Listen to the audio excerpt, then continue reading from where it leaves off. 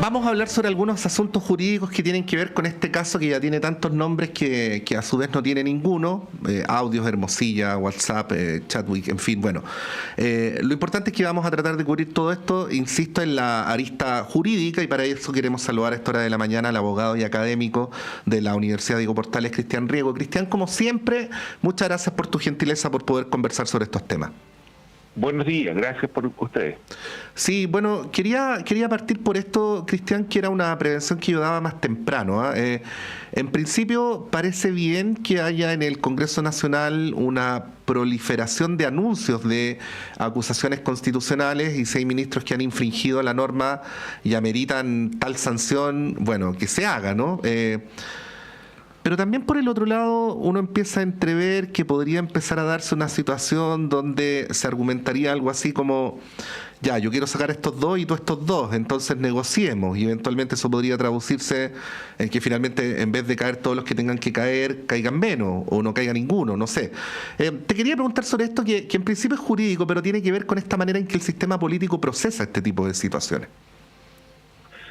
Sí, claro, yo creo que la acusación constitucional en sí misma tiene ese problema, que es que si bien es cierto es una acusación jurídica y tiene causales jurídicas y tiene una forma de proceso, porque la Cámara de Diputados formula una acusación y luego el Senado realiza un juicio, en la práctica muchas veces se transforma en una negociación política, y el problema que eso tiene es que cuando se negocia políticamente se dejan de mirar los hechos y la aplicación del derecho a esos hechos y se empiezan a mirar otro tipo de intereses como las alianzas, las lealtades, el futuro de las coaliciones o la popularidad, y allí se distorsiona. Ahora, lo que uno podría decir es que probablemente eso es menos grave que ocurra en la Cámara de Diputados, porque en el Senado sí allí los senadores están obligados dice la ley, a la Constitución, realmente a fallar como jurado. Y yo diría que lo que, es decir, estrictamente estaría prohibido por esa norma, es que ese tipo de negociaciones se produzcan en el Senado. O sea, en el Senado sí sería ilícito, en mi opinión, que los senadores pudiesen fallar por ninguna otra consideración que los antecedentes que se le presentan por parte de la acusación y la defensa en la audiencia de juicio. Profesor, ¿cómo le va? Buenos días, pero buenos días. Yendo precisamente al derecho, a lo que dice la Constitución, ¿está un poco más o menos claro por dónde iría la acusación constitucional en contra de la ministra Vivanco? ¿Por dónde iría este abandono de deberes? Pero hay más dudas respecto de la situación del ministro Matus y también del ministro Muñoz. ¿Cuál es su visión al respecto de estos tres casos? Sí, yo creo que es muy evidente que los hechos en los que se ha visto involucrada la ministra Vivanco son gravísimos y son bastante evidentes, y a menos que su defensa presentara algo sorprendentemente nuevo, yo creo que hay lugar a todo tipo de acusaciones, tanto una remoción por la Corte Suprema como una acusación constitucional. Creo que eso no cabe muchas dudas. Respecto de los otros ministros, como estos dos que usted ha mencionado, pero incluso hay otros que también aparecen involucrados, me parece que es más dudoso y se requeriría un análisis mucho más detallado de sus conductas, de ver cuáles son los deberes involucrados que se han violado, digamos.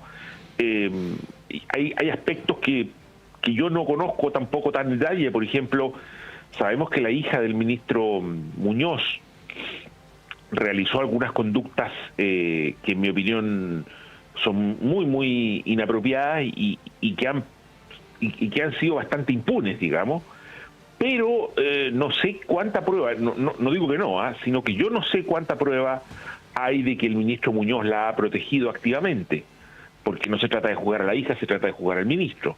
Y bueno, hay que ver cuáles son los otros cargos, porque entiendo que no ese es el único cargo que estaría contra él.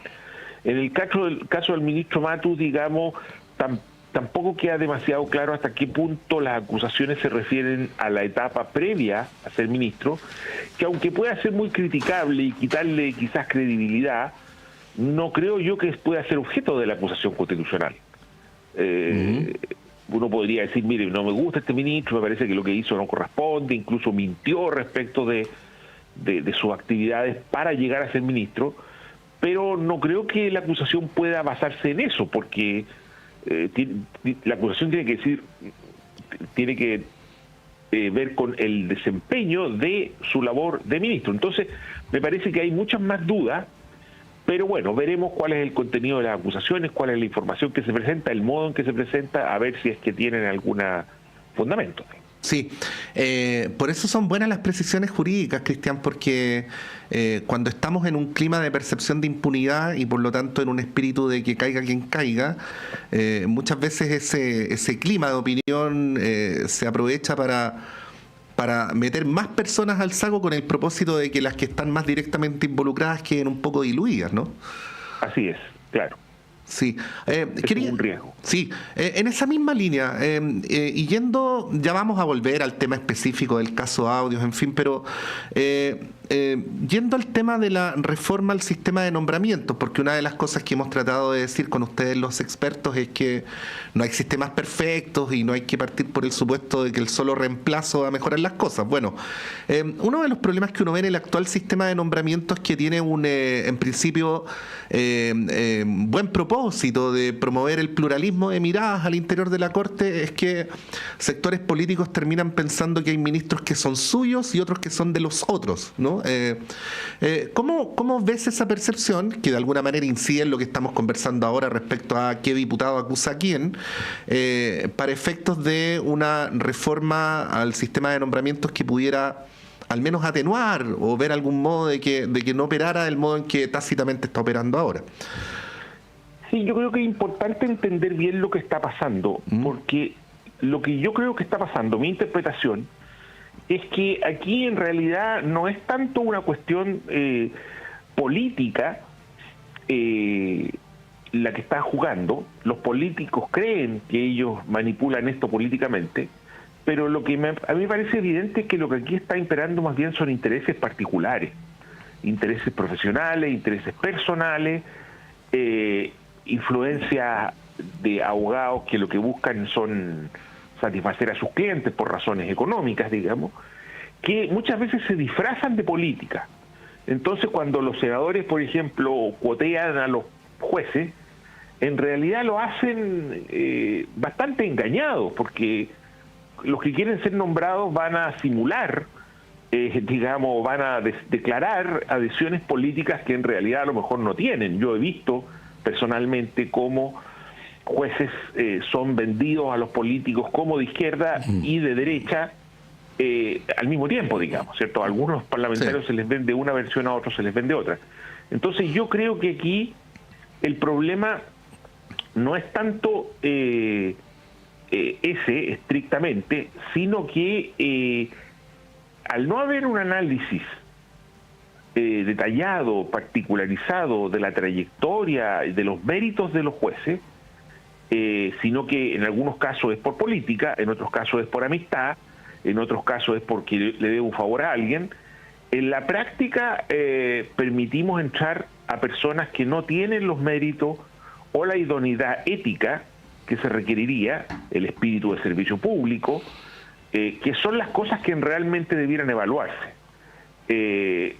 Con pretexto de todas estas otras cosas, ¿cierto? Se nos termina colando gente que en realidad no tiene las condiciones para ser juez.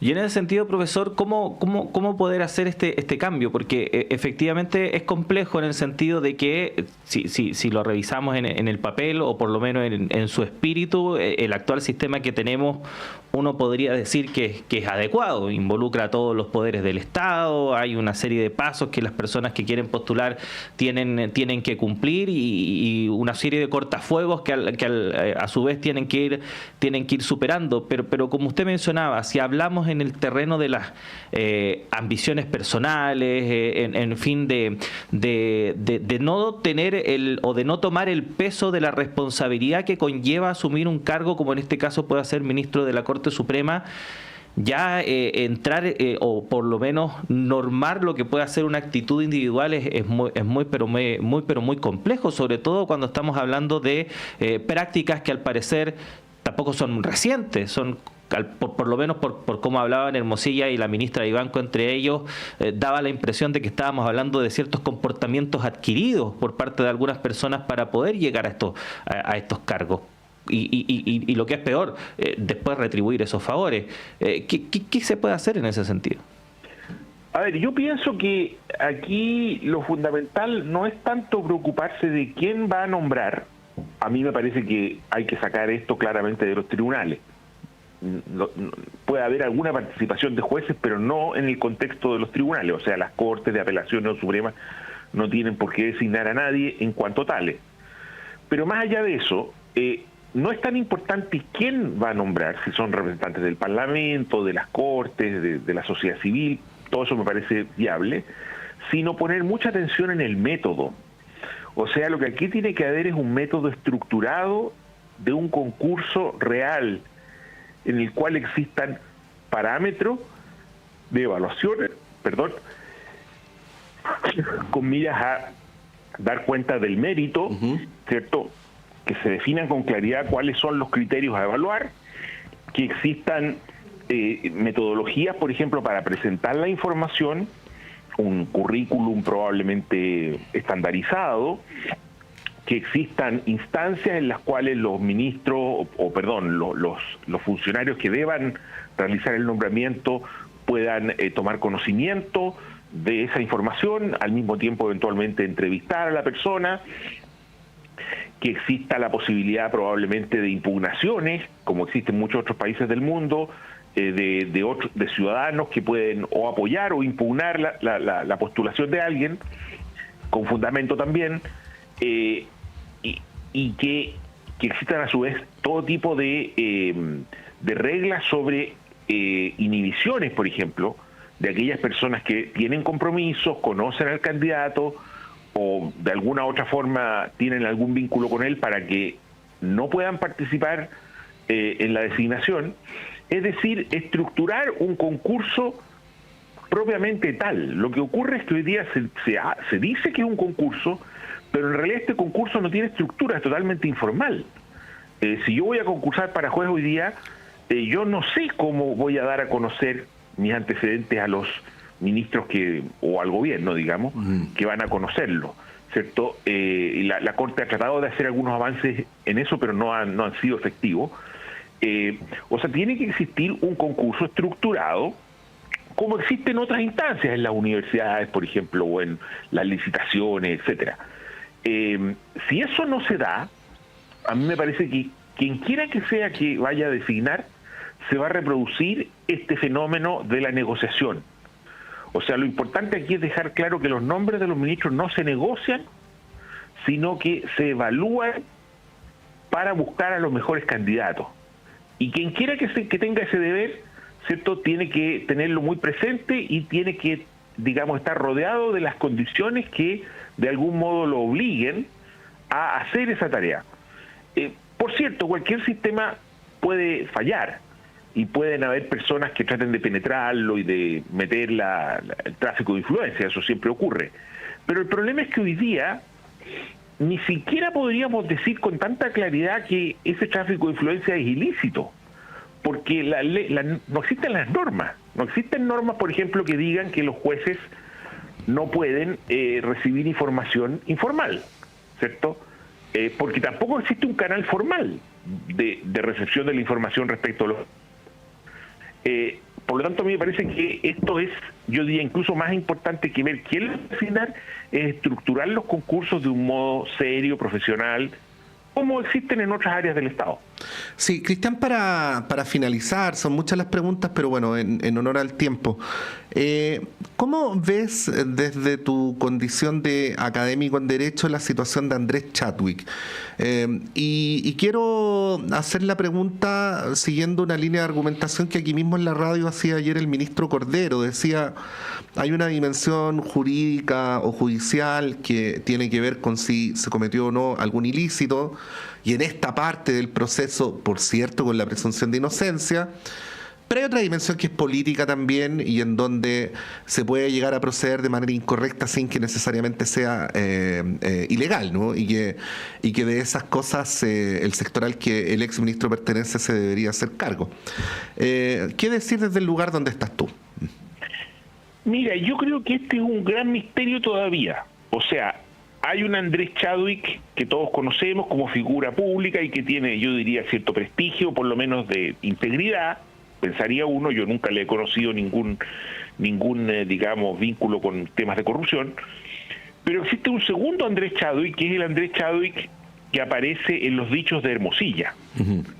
Como un hombre que estaría involucrado en el tráfico de influencias, que estaría detrás de una serie de operaciones para favorecer a determinadas personas, incluso siendo ministro del gobierno de Sebastián Piñera, digamos, prácticamente como un socio de Hermosilla en la promoción de determinados intereses. Entonces, la pregunta es, ¿este Andrés Chadwick que surge de la voz de Hermosilla es verdadero o es solo una fanfarronería de Hermosilla? Y la verdad es que Andrés Chadwick fue engañado por Hermosilla, utilizado, haciendo abuso de su amistad y de su vínculo profesional en el gobierno. Yo creo que esto es necesario aclararlo. Ahora, en ambos casos creo que hay responsabilidad de Andrés Chadwick, pero de distinta magnitud. Si todo lo que dice Hermosilla es verdad, yo creo que Andrés Chadwick sería, digamos, un personaje absolutamente cuestionable, que estaría promoviendo intereses y digamos, y involucrado en negociados oscurísimos, digamos, incluso siendo ministro. Pero si no es verdad, yo creo que tampoco deja muy bien a Andrés Chadwick, porque querría decir que la amistad lo cegó y amparó él a un sujeto inescrupuloso que trabajó durante años bajo su alero, lo cual, si bien es cierto, podría uno decir que a lo mejor Chadwick no es deshonesto, tampoco parece ser muy avispado, como quien dice, porque un amigo tan íntimo lo habría estado engañando durante tantos años. Creo que son dos escenarios muy distintos, con distintos niveles de responsabilidad, pero a mí me resulta totalmente misterioso cuál de los dos es verdadero. O sea, la verdad es que me gustaría que Andrés Chadwick explicara qué es lo que hay aquí detrás. ¿Es él realmente una especie de cómplice permanente de Hermosilla, que lo avalaba en todas sus actuaciones, o es más bien fue un hombre engañado y que Hermosilla se aprovechó de su amistad de un modo absolutamente grosero e inescrupuloso, como aparece en sus propios dichos? Uh-huh. Abogado Cristian Riego, académico de la Universidad Diego Portales, gracias por habernos acompañado esta mañana. Lo vamos a estar llamando de nuevo porque nos quedaron varias preguntas ahí de otros temas, porque este caso da para mucho, así que lo esperamos pronto. Que esté bien. Buenos días, hasta luego. Bueno, ahí está Cristian Riego. Vamos a ir un breve alto y continuamos con las conversaciones. Claudio va y vuelve en un ratito. Yo sigo con ustedes cuando son las 8 en punto.